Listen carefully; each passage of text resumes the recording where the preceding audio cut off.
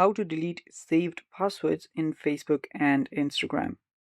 Hello guys, this is Atticus and welcome back to another tutorial video. In today's video, I will be showing you how you can delete saved passwords in Facebook and Instagram safely. So without any further ado, let's jump right into it. First step, to delete your saved passwords in Facebook and Instagram, you can open any one first. So let's head over to our Facebook. And on the Facebook, you will need to head over to your settings app. App settings. So head over to the menu icon on the top here. Then tap on your gear icon. Then you should be on your settings and privacy. So navigate to Account Center.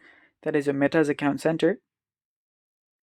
And after you do that, you will then need to go through your password and security.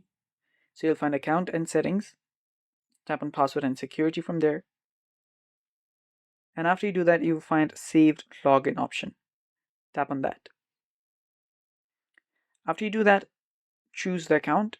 So you can, if your Instagram and Facebook are connected, all of the thing will be done from here. So tap on Facebook. Then it will prompt you to another page like this. So all you now have to do is tap on remove. So you'll find the remove account from device.